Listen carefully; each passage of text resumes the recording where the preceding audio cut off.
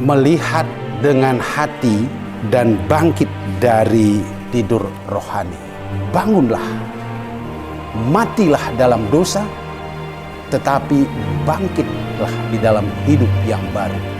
Ini sebetulnya berkisah tentang ketika orang-orang pertama dibaptis. Kita berjanji untuk mati di dalam dosa, tetapi kemudian kita mau hidup di dalam Yesus. Itu Paulus. Dan Injil dengan sangat jelas mengisahkan kepada kita bagaimana Yesus menyembuhkan orang buta sejak lahir, yang menjadi persoalan bagi murid-muridnya. Apakah ini salah orang tuanya atau salahnya sendiri? Tetapi Yesus menjawab, tidak salah siapa-siapa, tetapi agar pekerjaan Tuhan dapat dinyatakan. Bapak, Ibu, saudara-saudariku yang terkasih, hari ini menjadi kesempatan bagi kita untuk merenungkan kembali bagian mana dari kita yang masih buta, yang perlu dibasuh di Siloam. Siloam artinya diutus. Kalau kita semua membasuh hati kita, kita siap diutus. Permenungan ini mengingatkan saya dengan sebuah kisah seorang ayah yang hanya beberapa kali ikut rekoleksi atau pendalaman iman. Lalu ketika dia duduk, itu ada temannya, kamu kok tidak bawa kitab suci? Kamu tahu tentang Yesus? Kamu tahu di mana dia lahir? Kamu tahu siapa orang tuanya? Kamu tahu siapa nama murid-muridnya? Lalu si ayah yang memang kalau ke gereja selama ini hanya Natal dan Paskah. Lalu kalau doa kering hanya sekedar menghantar istrinya, diam tertunduk. Tetapi karena teman yang di samping terus ngoceh, lalu akhirnya dia bangkit. Betul, saya tidak tahu banyak tentang kitab suci. Betul, saya tidak tahu siapa Yesus yang sebenar-benarnya. Sungguh saya tidak tahu, bahkan tidak hafal nama-nama muridnya. Tetapi satu hal yang saya tahu, dulu saya pemabuk. 2 bulan ini saya menghabiskan waktu saya di kafe-kafe. Masih terlibat judi online. Tetapi sekarang saya berusaha hadir dengan anak dan istri saya. Tiap pagi saya berusaha untuk mengantar anak-anak saya kembali ke sekolah. Hanya itu yang saya tahu menjadi pengikut Yesus, iman dan keyakinan saya. Nah, Bapak, Ibu, saudara-saudari yang terkasih, ayah ini benar. Mungkin secara teori tentang agama dia tidak banyak tahu, jatuh dalam persoalan yang sangat pelik dalam hidup keluarganya. Tetapi dia merasa bahwa seperti Paulus mengatakan, mati di dalam dosa, bangkit kembali di dalam kehidupan yang baru. Ayah itu memang bangun kembali dari tidurnya yang lelap selama ini. Oleh karena itu, mari kita jadikan kesempatan bertemu ini, masa Prapaskah ini, untuk semakin menyadari bahwa hidup Kristiani kita adalah melakukan sesuatu dengan ikhlas. Tuhan memberkati.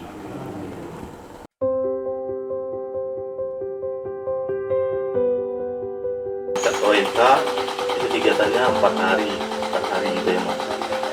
Anak-anaknya ada kegiatan. Apa sih kegiatannya anak-anaknya? Saya kan di komisi liturgi. Salah satu komisi liturgi itu menyanyi. Kita dipanggil untuk melayani. Lagi. Kita dipanggil untuk melayani. 1, 2, 3, konsentrasi. Ada yang ragu-ragu ketika diberi perintah, ya kan? Padahal perintahnya sudah jelas. Perintah utamanya apa? Kasihilah Tuhan dan kasihilah sesama. Sekarang kita kunci itu ke pelayanan gereja ya. Yang kita pilih ketua umat, kita pilih prodiakon, dia di depan itu untuk kita tindas dan kita hina dia atau kita ikuti? Jadi ketika dia mungkin salah langkah, apakah kita tambah mulai merunyah atau mendekati dan mendoakan? Itu. Karena itu sekarang kita masuk ke poin pertama, KK5. K yang pertama, kerigma. Kerigma itu bahasa Yunani itu pewarta. Bapak Ibu yang dipilih dari jadi ketua umat, jadi prodiakon karena dipercaya. Dipercaya bukan karena kita pintar, sekolah tinggi, bukan. Karena mereka tahu, umat tahu, tergerak oleh Roh Kudus, ini Bapak Ibu yang kami pilih ini, dia bisa menjaga firman Tuhan dengan kata dan tindakan. Karena itu, yang kita wartakan itu kasih kepada Allah, kasih kepada sesama, dan kasih kepada alam semesta. Kalau berani kalian ubah, kalian tunggu saya. Bukan mengancam. Kenapa? Karena hutan kita sudah Romo tidak melarang saat kita membuat keseimbangan. Ada pola perubahan ketika kita mulai tidak mencintai alam. Ada perubahan itu terjadi. Perubahan perilaku kita yang kita dari awalnya itu begitu tergantung dengan alam. Bujur saja. Sisi sayur masuk hutan, menjabau. Sekarang menjabau dalam ke hutan sawit. Hanya buat sentilan sedikit ya, rumahnya buat sentilan sedikit itu. Maka kita buat keseimbangan. Setelah pewartaan itu yang berikut itu koinonia. Allah menghendaki semua itu kita tinggal dalam kesatuan. Dia ciptakan kita sebagai satu keluarga besar. Maka dalam rahmat sakramen baptisan, kita semua setelah pertama diangkat menjadi anak Allah. Yang kedua apa? Menjadi anggota gereja. Tepuk tangan dulu Bapak kita. Yang paling kita rasakan ketika kita bersatu dengan Allah kapan? Ayo, ini masuk lagi untuk katekese untuk para prodiakon dan seluruh umat. Kapan kita bersatu dengan Allah? Persatuan yang sangat mesra. Sehingga itu ada pantang-pantinya, ada larangannya. Bagi yang tidak menyiapkan hati, yang belum pemutihan, tolong duduk tenang-tenang. Tidak boleh maju dulu. Saat menyambut komuni. Pernah menemukan orang yang mau pergi komuni, maju depan prodiakon, depan romo langsung gini. Pernah? Belum pernah? Nah, nanti kalau menemukan langsung tegur, dia bersilat dalam gereja. Cukup tangan di sini menghormat dengan sopan gitu ya. Penghormatan pada Yesus yang hadir dalam Hosti Kudus. Gereja Katolik itu berjuang dalam segala keterbatasan. Mau menghadirkan Yesus itu setiap hari Minggu semua umat Katolik harus mengalami persekutuan itu. Makanya tangan pastor itu seperti penjuluk, masih pandak dia mau ciptakan lagi penjuluk-penjuluk. Mintalah prodiakon. Nah, mereka yang dilantik tata caranya sudah jelas. Persyaratannya jelas. Dia punya kesaksian hidup juga harus jelas. Karena dia berdiri di depan, dia pegang tubuh Kristus. Dia bagikan. Nah, untuk para prodiakon, penghormatan. Nah, ini juga sikap liturgis yang harus diperhatikan semua ya. Ambil komuni ke aeropas, pulang singgah ke teman. Ajak ngobrol, sakramen disimpan aja di kursi gitu. Nggak boleh. Ini pemali nomor 1. Pantangan paling utama, jaga kemurnian. Kalau tidak kita terlibat namanya dosa sakrilegi. Ya, sakrilegi. Dan setelah komuni semua selesai, bila siborinya itu masih ada remah-remah di dalam, kita prodiakon disilahkan ya mencuci sendiri di dalam dan minum. Ya, disilahkan di situ. Kalau masih rasa ragu, biarkan simpan di tabernakel, tunggu romo datang, sampaikan ini masih ada remah-remah di dalam romo. Tapi tugas prodiakon karena kalian sudah dilantik, diberi mandat khusus dari Bapak Uskup semua, kalian punya wewenang sampai di situ. Dan ingat, untuk menunjukkan persatuan antara Tuhan dan sesama, pilihan Tuhan itu pada yang paling menderita. Mohon Bapak Ibu untuk orang Katolik kita yang masih sakit di rumah, yang tidak bisa ke gereja diberi pelayanan komuni bagi para prodiakon. Tadi secara umum ada kakak delima, ya kan? Kerima, apa namanya?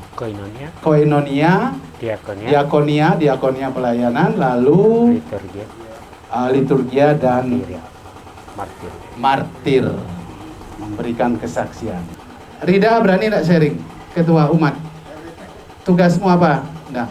Apa yang khas? Menggerakkan umat di sekitar lingkungan. Mengatur umat untuk lingkungan. Dalam hal apa misalnya? Ke gereja. Ke gereja. Lainnya, kalau mereka mau menikah, mereka datang ke siapa? Apakah datang ke prodiakon? Ke ketua umat. Kalau ada yang mati, lalu siapa yang harus melaporkan? Ketua umat. Siapa yang memimpin doanya di sana? Prodiakon. Jadi ketua umat itu berhubungan dengan administrasi, ya toh? Ya enggak? Mencatat, melaporkan, membuat acara, mengundang dan lain sebagainya.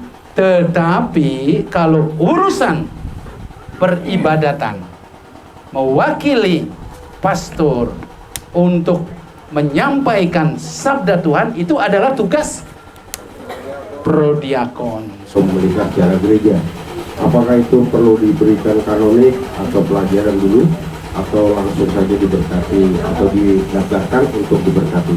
Mungkin itu saja, Bu. Terima kasih. Rekso pastoralnya ada di pastor paroki. Nanti untuk yang teknis, Romo bisa menambahkan. Ya. Tapi secara umum, saya punya kebijakan. Kalau orangnya, jadi dibedakan ya Pak ya, 2 orang yang sama-sama belum dibaptis, karena dibaptis maka dengan sendirinya perkawinannya itu diangkat menjadi perkawinan Katolik oleh pembaptisan. Oke? Nah, setelah itu saya akan catat di buku kanonik.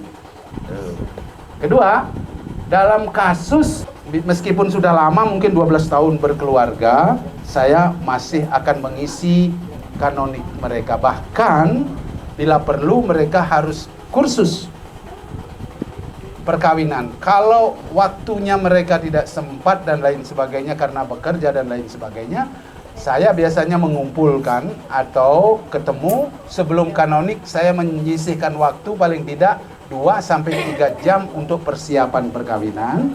Setelah itu biasanya saya lanjutkan dengan kanonik. Dan setelah kanonik masih ada pengumuman gereja untuk menentukan kesepakatan kapan akan diberkati sambil menyiapkan administrasi perkawinannya. Setiap pasangan yang mau menikah ada surat baptis, kemudian bahkan diwajibkan sekarang untuk kursus perkawinan. Syarat itu harus punya sertifikasi. Setelah itu harus kanonik, harus diumumkan 3 kali. Itu hukum. Ada kebijakan di mana hal itu tidak bisa terjadi, tetapi mereka benar-benar memang sudah mau menikah, tetapi di usia tua dan betul-betul serius. Romo mau tambah, Mo? Semua dengar baik-baik berita gembira untuk kita semua. Judulnya itu Romo pakai bahasa Latin. Romo Made pasti ditanya Romo ini. Salus animarum suprema lex. Keselamatan jiwa-jiwa adalah hukum tertinggi. Oke, itu catat tuh. Ketika Bapak dalam bahaya mati, Romo ini sudah kias ini, datang kita nikahkan biar dia mati sampai di sana ada dokumen lengkap. Romo paroki tidak akan tolak. Misalnya itu contoh. Yang kedua, ini juga sekaligus untuk menjawab yang tidak ditanya ya. Dalam kasus dulu kabanmu semua waktu teman mancing atau teman menangguh, dia orang bukan Katolik, bukan apa semua, tapi dia punya kerinduan. Katolik itu bagaimana ya? Aku hendak dibaptis tapi kayaknya macam. Pokoknya macam lah kisahnya kan. Tiba-tiba dia mau berangkat. Dia sudah napas satu-satu. Tolong Pak, kalau pastor Pak, aku ini lagi sedikit ini mau melompat ke sebelah. Langsung beritahu, tidak harus dengan Romo. Saya pun bisa baptis kau sekarang. Oke? Dalam bahaya mati namanya baptisan darurat, bahkan orang muslim pun bisa membaptis. Yang penting dia tahu, siram dengan air bersih, ucapkan aku membaptis kamu dalam nama Bapa dan Putra dan Roh Kudus. Sah gereja Katolik, tidak ada jalan buntu. Yang penting apa? Setia, tetap datang ke gereja. Kenapa semua pastor yang mau menolong umat itu akan tertolong ketika umatnya itu datang minta langsung ke Tuhan?